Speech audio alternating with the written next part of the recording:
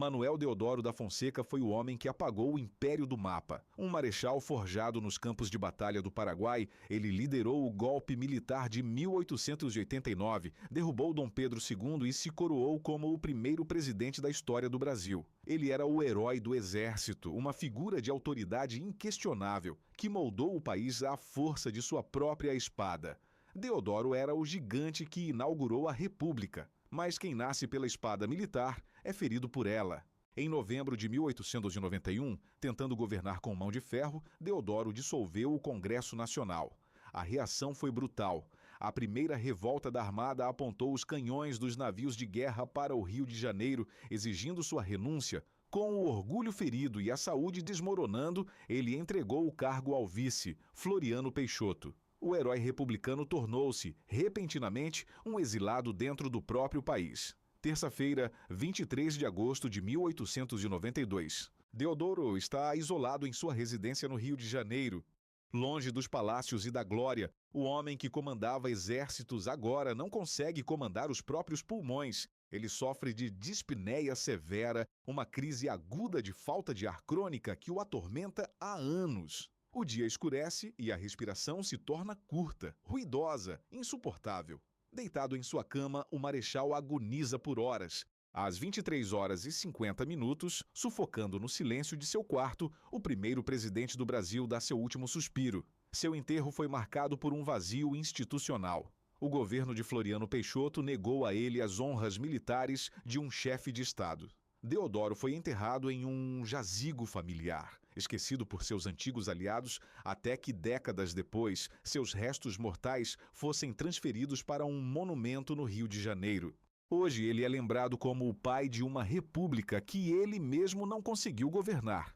Getúlio Dornelles Vargas foi o titã político do século XX no Brasil, o pai dos pobres. Ele governou como ditador por 15 anos, construiu as leis trabalhistas do zero, moldou o Estado moderno e, contrariando todas as expectativas, voltou ao poder nos braços do povo, eleito democraticamente em 1950. Nenhum presidente teve tanto controle sobre a máquina pública e sobre a mente dos brasileiros. Ele era absoluto. A ruína de Vargas começou com um tiro no escuro. Em 5 de agosto de 1954, na Rua Toneleiro, um atentado contra o jornalista e maior opositor de Getúlio, Carlos Lacerda, resulta na morte do major da Aeronáutica Rubens Vaz. O assassino tinha ligações diretas com a guarda pessoal do presidente. O Palácio do Catete, sede do governo, é engolido pelo que foi chamado de Mar de Lama. As Forças Armadas exigem a renúncia imediata de Getúlio. Encurralado, ele se vê sem saída política. Terça-feira, 24 de agosto de 1954. O relógio marca pouco antes das 8h30 da manhã. Palácio do Catete, Rio de Janeiro. Após uma madrugada de reuniões tensas, onde a deposição era certa, Getúlio está sozinho em seus aposentos no 3º andar. Ele veste um pijama listrado, caminha até o criado mudo e pega um revólver Colt calibre 32, com cabo de madrepérola. Ele se deita, encosta o cano da arma no lado esquerdo do peito, mira diretamente no coração e puxa o gatilho. O estampido seco ecoa pelos corredores. Quando a família arromba a porta, ele já está sem vida. Na mesa, uma carta-testamento. O impacto foi uma explosão social sem precedentes. O povo, enfurecido, saiu às ruas incendiando jornais e veículos da oposição. O velório arrastou milhões de pessoas em prantos pelas ruas do Rio de Janeiro. Com um único tiro, Getúlio Vargas atrasou um golpe militar em 10 anos, cumpriu a promessa de sair da vida para entrar na história e selou o maior mito político do país. Itamar Augusto Cautiero Franco assumiu um país em frangalhos. Com o impeachment de Fernando Collor em 1992, esse político mineiro de fala mansa e topete característico foi jogado no centro da pior crise econômica moderna do Brasil. Ele não era um popstar da política, mas fez o que parecia impossível. Patrocinou o Plano Real. Ele aniquilou a hiperinflação, devolveu o poder de compra aos brasileiros e criou as bases de uma economia moderna. Era um gigante silencioso e teimoso da redemocratização. O declínio começou longe dos holofotes de Brasília. Em maio de 2011, aos 81 anos e atuando como senador, Itamar foi diagnosticado com leucemia, um câncer no sangue agressivo. Ele foi internado no Hospital Albert Einstein, em São Paulo, para iniciar a quimioterapia. O tratamento era pesado, a imunidade despencou e o que começou como uma batalha contra o câncer se transformou em uma guerra perdida contra uma pneumonia severa.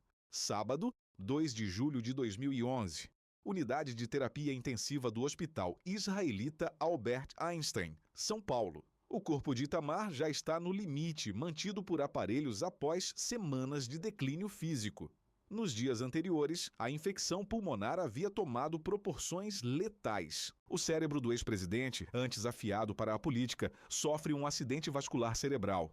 É o colapso do sistema. Os órgãos começam a falhar em sequência. Exatamente às 10 horas e 15 minutos da manhã, o monitor cardíaco emite o aviso contínuo. Itamar Franco morre de falência múltipla dos órgãos. O Brasil decretou 7 dias de luto oficial, uma honraria raríssima. Seu corpo foi velado em Juiz de Fora, sua cidade do coração, e em Belo Horizonte, antes de ser cremado. O país se despediu do homem peculiar que, sem buscar o protagonismo, tornou-se o presidente mais economicamente decisivo da nova república. Tancredo de Almeida Neves representava o fim da noite escura. Após 21 anos de ditadura militar, o Brasil ansiava por liberdade. Em 1985, Tancredo foi eleito presidente, ainda que pelo colégio eleitoral, tornando-se o rosto da transição democrática. Ele era o conciliador máximo, a esperança de mais de 100 milhões de brasileiros que sonhavam em ver um civil subindo a rampa do Palácio do Planalto. Tancredo não era apenas um político naquele ano. Ele era o próprio símbolo de um novo Brasil, mas a tragédia estava no próprio corpo. Semanas antes da posse, Tancredo começou a sofrer dores abdominais lancinantes. Temendo que os militares usassem sua fragilidade como pretexto para não entregar o poder, ele escondeu a doença. "Eu só não subo aquela rampa morto", ele dizia aos mais próximos. O erro foi fatal. Na noite de 14 de março, véspera da sua posse, a dor tornou-se insuportável. Ele foi levado às pressas para o hospital de base em Brasília. A posse foi cancelada. Domingo, 21 de abril de 1985. Ironicamente, o dia de Tiradentes, mártir da Inconfidência Mineira.